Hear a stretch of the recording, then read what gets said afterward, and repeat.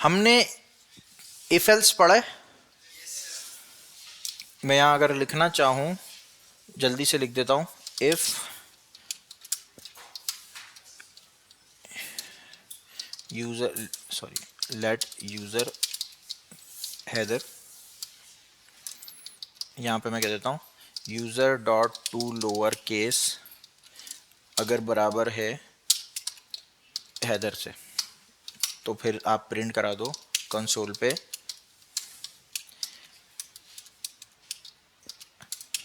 Hello header, ठीक है। और अगर नहीं है तो प्रिंट करा दो please let us know your name, ठीक है। ये मैसेज प्रिंट हो जाएगा, ठीक है। कोई मसला तो नहीं है इसमें। हेलो हेडर आ गया, अभी कंसोल पे किया है तो इसलिए इसको इधर कर देता हूँ। यही इफ एल्स लिखने का एक तरीका और हो सकता है, वो क्या, और यूज भी होता है, इंपॉर्टेंट भी है।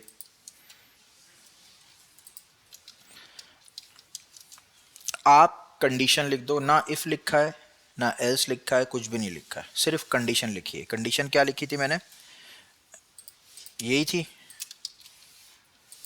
थी। उसके आगे आप लगा दो क्वेश्चन मार्क, ठीक है। तो यहां पे आप चेक करवा रहे हो कि ये कंडीशन ट्रू है या फॉल्स है, क्वेश्चन पूछा जा रहा है, ठीक है। अगर ट्रू है तो जो काम आपको कराना है वो यहां करा दो।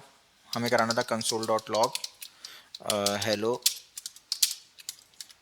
हेडर, ठीक है। और अगर फॉल्स है तो यहां पे आप लगाओगे कॉलन और दूसरी कंडीशन, दूसरी एल्स लिख दोगे।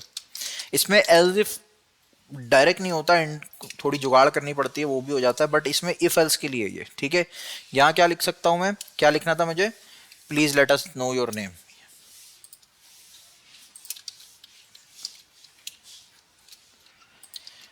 क्या स्ट्रक्चर है, रिपीट करता हूं, यहां पे बना देता हूं, बल्कि कंडीशन लिखनी है पहले, क्वेश्चन मार्क लगाना है, यहां इफ वाली कंडीशन लगानी है और उसके बाद एल्स वाली लगानी है, सही है। इफ ब्लॉक एल्स ब्लॉक, ठीक है। और ये सिर्फ नॉर्मली इफ एल्स के लिए यूज करोगे आप। अगर एल्स इफ लगाना होगा तो यहां पे आप देखो थोड़ा सा कचरा काम हो जाएगा, तो वो पॉसिबल है बट डायरेक्ट पॉसिबल नहीं है, अभी इतना ही रखते हैं, आसान रखते हैं, ठीक है। अगर आपको इफ एल्स लगाना है सिर्फ, और तो आप ऐसे भी लिख सकते हो कोड, ठीक है। कंडीशन लिखी, क्वेश्चन मार्क लगाया, और यहां पे ये लिखा, यहां पे ये लिखा, ठीक है। इफ एल्स में और अच्छा इसका नाम होता है टर्नरी ऑपरेटर, इसका नाम भी लिख देता हूं,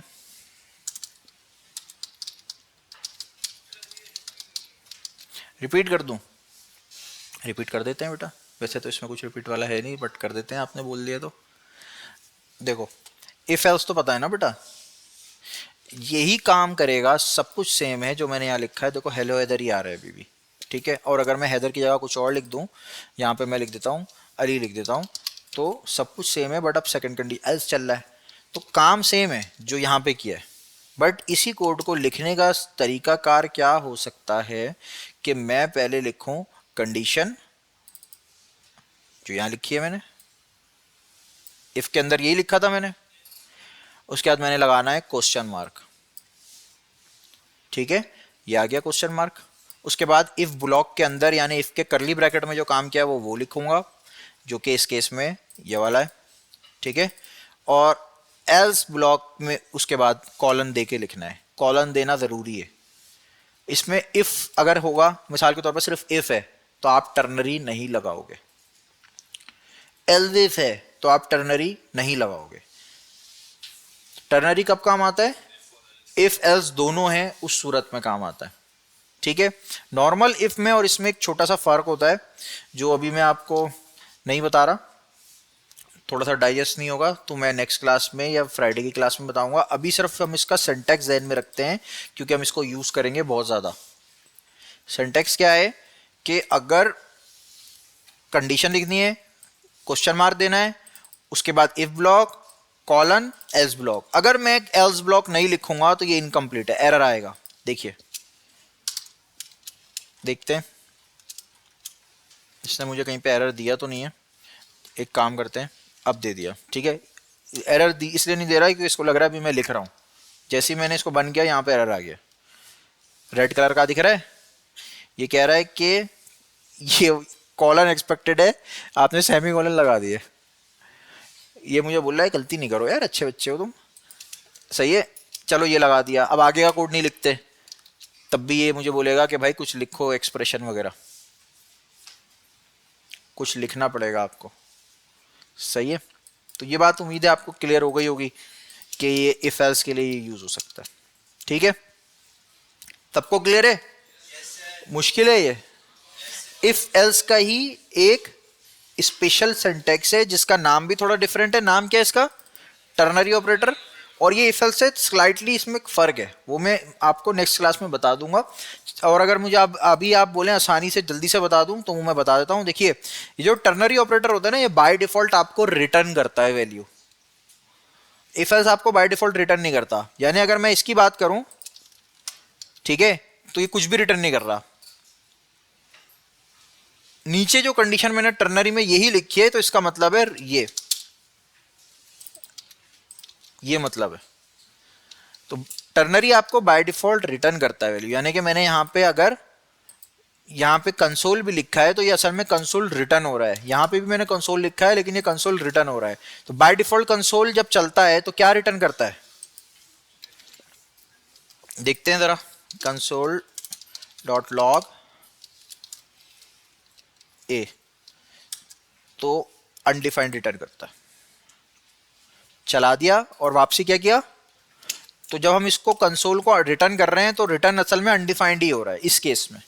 बाज़ दफ़ा हमें स्ट्रिंग वैल्यूज चाहिए होती हैं तो हम यहाँ पे सिर्फ इतना लिख देते हैं ऐसे, तो इसका मतलब होगा रिटर्न कर दो हैदर, ठीक है। तो अभी भी अगर नहीं समझ में आया कोई मसला नहीं है, अभी हम इतनी डेफिनेशन तक रखते हैं कि इफ एल्स वाला काम हो रहा है। रिटर्न वाला काम मैं आपको फ्राइडे को मजीद एग्जाम्पल से समझा दूंगा।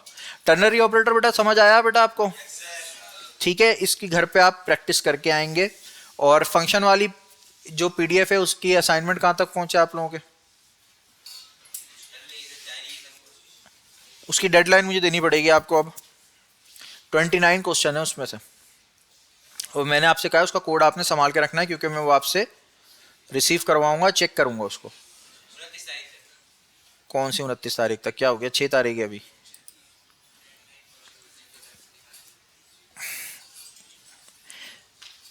थर्टीन तक का टाइम है आपके पास, यानी कि आपकी बात बीच में वीकेंड भी आएगा, सही है। 13 तक आपने कोशिश, और यानी मंडे तक आपने इसको सबमिट कराना है।